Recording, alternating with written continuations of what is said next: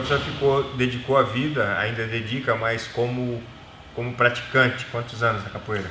Vou fazer 40 anos, cara. Eu vou fazer 40 anos daqui a 4 anos, acho que eu tenho 36 anos de capoeira. Eu tinha 14 anos, tô com 50.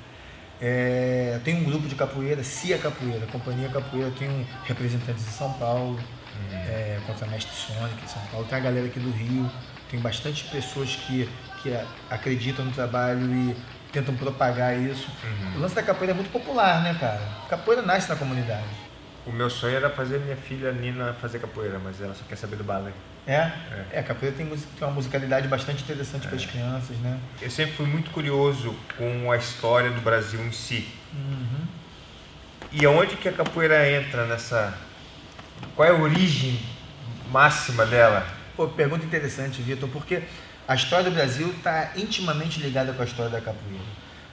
Porque a história da escravidão africana, a história dos negros no Brasil. Então a gente tem uma contribuição, não só da capoeira, mas da capoeira, do samba, do lundu, da religiosidade afro-brasileira, africana no Brasil. Né? A capoeira esteve presente nas guerras, na Guerra do Paraguai. Ela está presente quando você finta, e o Vander Valverde, nosso head coach, fala: ginga, finta, dá... Nesse remeleixo do brasileiro, que é diferente do europeu, você sabe disso. O europeu é mais durão, é a ginga. A ginga era uma rainha africana, a rainha Ginga de Angola. Dizem que ela tinha o poder de aparecer e sumir, mas ela era uma grande estrategista, guerreira. Ela armava as emboscadas e os guerreiros dela apareciam por trás para combater os europeus. Então esse lance da ginga ficou a impermanência. Que é a impermanência do brasileiro no futebol. Vou ali, não vou, a bola já está lá. É o Garrincha. Então a contribuição da capoeira, e não só da capoeira, da cultura africana para o brasileiro, ela é total. Está no meu olhar, está no sorriso. Ela foi desenvolvida mais no Brasil pelos escravos, ou ela já vem da África, já vem... Cara, isso é uma questão controversa, né, cara? Hoje em dia estão tentando tirar o lance do Brasil, da história da capoeira. Olha que loucura. Porque a gente sabe que existiu escravidão africana aqui. E vieram várias culturas.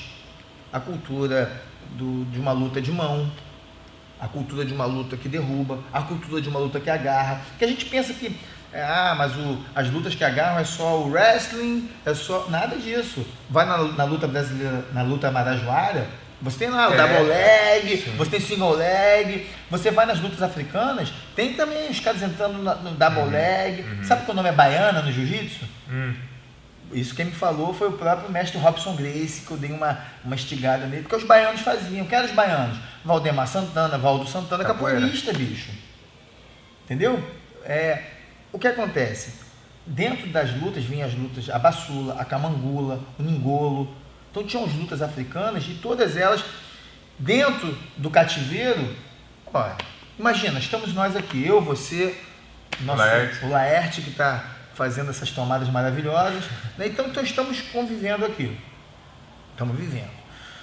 Só que vamos ficar presos aqui durante 10 anos. Eu vou aprender coisa sua, tu vai aprender coisa minha, ele vai aprender, vamos aprender coisa do Laerte, vamos ter uma coisa que se chama o processo de aculturação. E nesse processo de aculturação, existe a imbricação de costumes. A capoeira nasce daí, dessas lutas, né? É um quebra-cabeça, né? Dessas contribuições, de uma luta agarrada, de uma coisa que tem na cultura africana que a gente tem que perceber, que é a ludicidade, que é a musicalidade, que é uma coisa que a gente chama de floreio. Aqui canta e joga e tal. Tem isso em várias manifestações africanas. Até mesmo os africanos que são evangélicos, outro dia eu vi uma dessas igrejas protestantes na África, um sucesso total, mas o culto é diferente. É um culto dançado, é um culto cantado, porque eles têm uma particularidade deles. E isso a gente herdou. A Copa do Mundo, lembra da Vuvuzela? Sim. O pessoal fazendo umas danças diferentes. É a cultura dos caras. E a gente tem muito disso. A capoeira, ela bebe nessa fonte. O samba bebe nessa fonte. Se você não sabe, o samba é muito imbricado com a capoeira. A capoeira do Rio de Janeiro, quando foi proibida, foi criminalizada em 1890. Os primeiros criminosos do Brasil foram capoeiras. Os Guaiamus e Nagoas são duas grandes maltas, que foram as duas primeiras quadrilhas do Brasil. Era o Comando Vermelho e o terceiro comando da época. O que acontece? A polícia tinha a Guarda Imperial, que cuidava da família imperial, e a polícia ela nasceu no Rio de Janeiro para combater as maltas. Então, essas duas maltas, além de ser os principais criminosos, eles se imbricam, com uma malta é vermelha e outra malta é branca, né? Foram proibidos e tal, porém a capoeira reaparece onde? No samba. Esses capoeiras, muitos deles foram presos em Fernando de Noronha, aquele lugar alucinante. As cadeias eram nas ilhas bacanas, né? Ilha Grande foi cadeia, se você for lá, vai lá, ainda tem os espaços e tal. E esses caras presos, muitos deles morreram, outros deles sumiram, mas a cultura da capoeira ficou. O samba parece o samba da malandragem. Os primeiros sambas exaltam muito o jeito do malandro. As cores. A primeira escola de samba. Pega mestre sala e porta-bandeira. Pega a dança deles ali. É o capoeira. E esse cara vem com a roupa toda nobre, mas escondendo a navalha, que era a arma do criminoso capoeira. As cores vermelha e branca da primeira escola, né? A Estácio de Sá, né? Que o nome não era Estácio de Sá, mas a vermelho e branco, das duas maltas, Guaiamuns e Nagoas. Bem, se eu fizer uma pergunta agora, não sei você, que é do sul, né? Mas não sei, vamos lá. A cor do malandro carioca, qual é? É o vermelho e branco. Você vai nessas gafeiras, tem os caras lá de vermelho e branco e tal. É verdade, faz sentido. Tem uma figura mítica, tem no meu primeiro livro isso, que é uma figura religiosa, que é o Zé Pilintra. Sim. Que representa. Tu vê aqui no Rio de Janeiro vários adesivos. Sou amigo do Zé, sou amigo do Zé. Isso é pra malandragem não roubar o carro do cara, né, cara? O que acontece? É vermelho e branco. Ele aparece meio que gingando e tal. Então, essa cultura da ginga, do malandro, cara, o nosso povo, vamos lá, vamos falar sobre malandragem agora. O nosso povo, ele é caracterizado aí fora, e agora ficando de uma forma pejorativa, vê o lance do Neymar, do pessoal que se joga e tal, a malandragem. No MMA, no Vale Tudo tinha.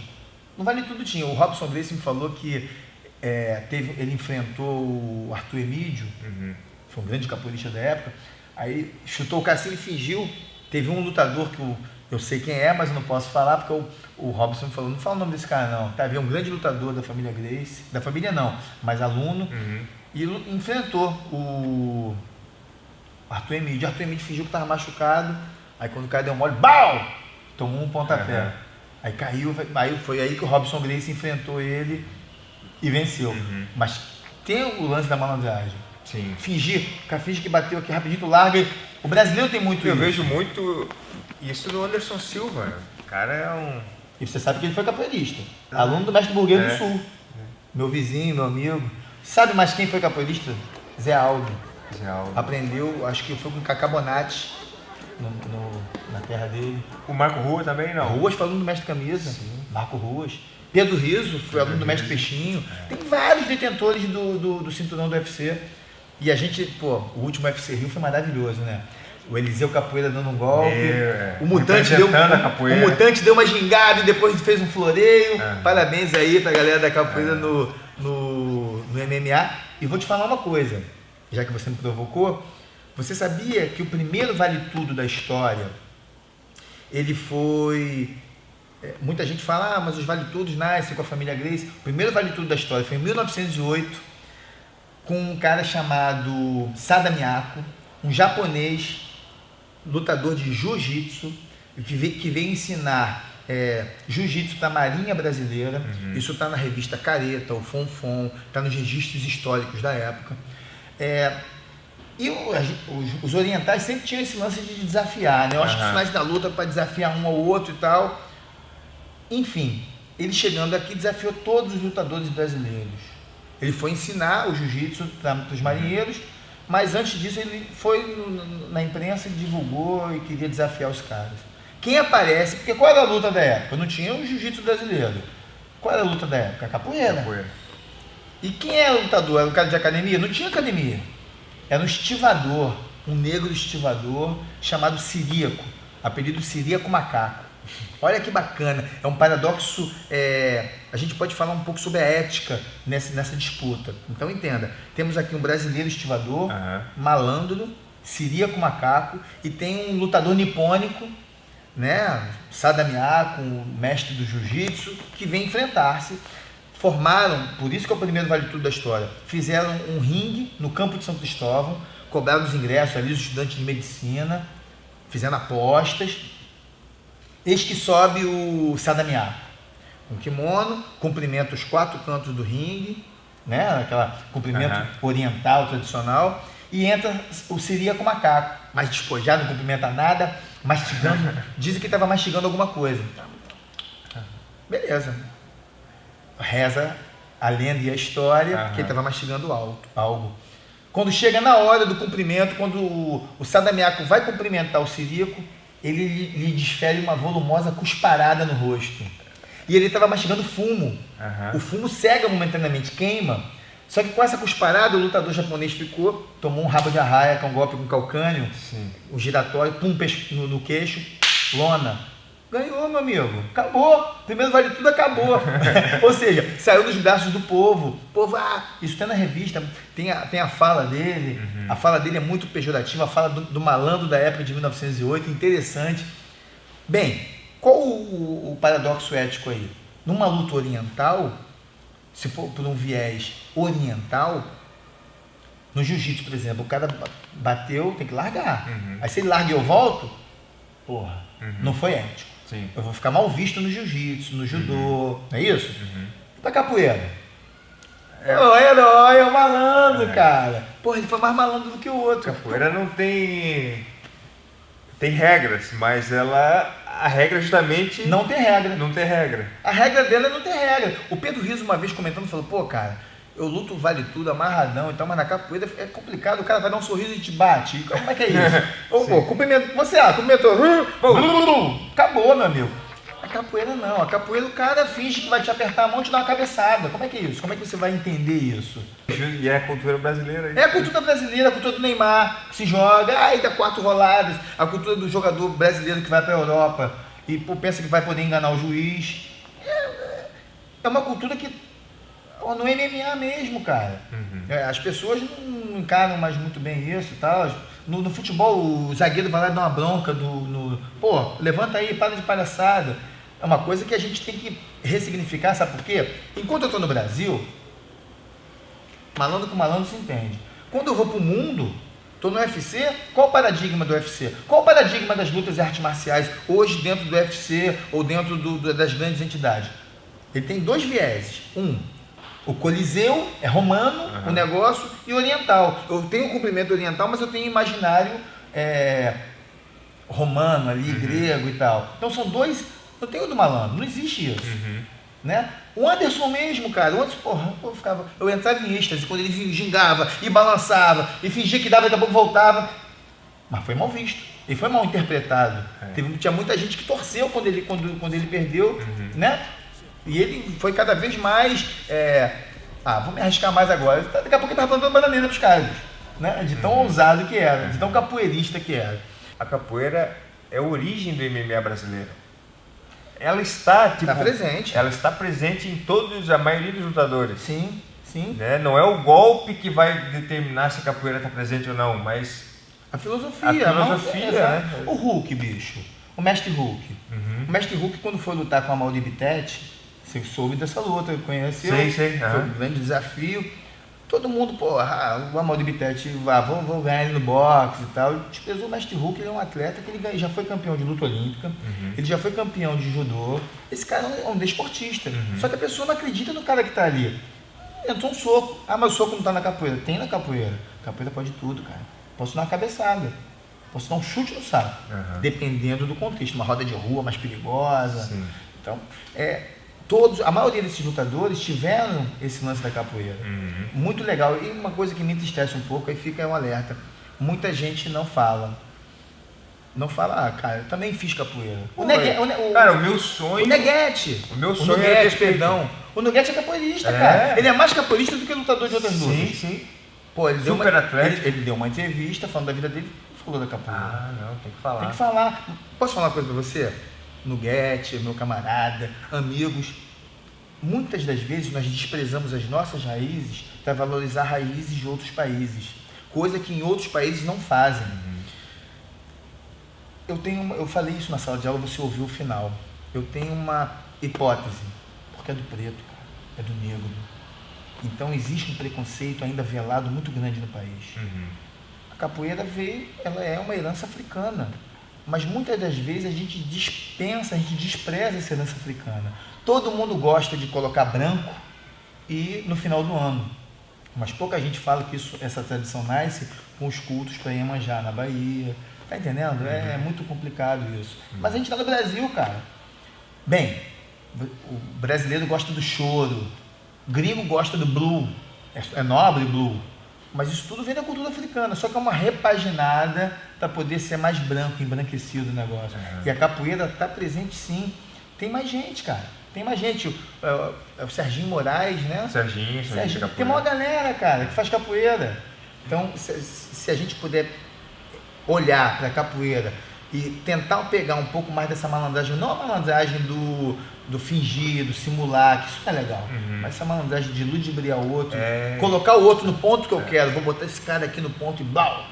E esse é o nosso diferencial, sempre foi. Sempre foi no futebol, sempre foi nos lutadores brasileiros. Sim. Né? A gente não pode perder isso e não pode negar essa origem. Exato. Eu fui dar um curso pela Tinogueira lá em São Paulo, e falando um pouco sobre criatividade. Porque criatividade, muita gente pensa que vem de Deus, né? Ah, a criatividade vem de Deus. A criatividade, meu amigo, é treinável. Só que a gente não treina. Se eu pego um aluno e falo, jab direto, tal. Qual a criatividade? Falo, fulano dá jab direto. O que é que eu posso fazer? Começar a fazer pensar. Tem momentos que tu não vai ouvir o Vander, bicho. Tem momento da luta que tu não ouve o cara. Porra, aí a estratégia é sua. Com a sua experiência, com o seu conhecimento e talvez naquele momento com a sua criatividade. E a capoeira não propicia a criatividade porque tem sempre o inesperado. É o que o Pedro Rizzo falou. Eu não sei se o cara tá rindo pra mim, vai me dar um tapa, um chute. Ou vai me dar um abraço. O que vai acontecer? Esse inesperado é que é o grande barato da coisa. E a criatividade, ela é desenvolvida. Aí eu cheguei nesse curso, falei, olha só, faz uma guarda aí. Eu falei pro cara do jiu-jitsu fazer uma guarda, sai dessa guarda. Aí o cara botou joelho no cóccix e tal, abriu a virilha e fez a raspada. Outro fez outra. Aí eu chamei o cara da capoeira, eu vi que o cara da capoeira, falei, esse cara vai me ajudar, sem saber. Falei, campeão, você vai sair da guarda dele. A guarda não era fechada, entendeu bem, era uma guarda aberta, tá? Você vai sair da guarda dele com algum movimento de capoeira. Meu amigo, o cara fingiu para um lado, fingiu para o outro, daqui a pouco ele deu uma pirueta e caiu nos 100 quilos no cara. Agora, esse movimento está onde? Se eu não começar a desenvolver no meu aluno, será que eu não posso? Aí fica uma dica aí para os professores de luta. Eu ensinei a primeira passagem, ensinei a segunda passagem, ensinei o joelho no peito e no armlock. Tá, mas será que eu não posso? Tá, beleza, tem aqui a primeira passagem, mas como eu posso fazer diferente para ter uma passagem de guarda? Será que um aluno faixa branca não vai te inspirar a criar um novo movimento? Como nascem os novos movimentos? A partir do quê? Da experimentação, né? Ensaio, tentativa e erro. Agora, se eu não propicio o meu aluno, você já vê com o pacote fechado, a gente tem aqui na universidade a metodologia ativa, que a gente propicia o cara a criar um novo produto. Porra, eu já tenho o conhecimento fechado, hermético. Porra, tá louco, isso não existe. Como as coisas nascem, acontecem a partir da criatividade, mas a criatividade é treinável também. E isso pode ser colocado e deve ser colocado nas metodologias de luta, cara. Isso eu tirei da capoeira. Galera, pós-doutor Jorge Columar. Beleza, galera. Prazer falar com vocês sobre o que eu mais amo. E o prazer falar com o meu ídolo, meu amigo Vitor Miranda. Igualmente, professor. Obrigado. Aqui a mãozinha quebrada. Porra, demais mesmo. Eu agradeço.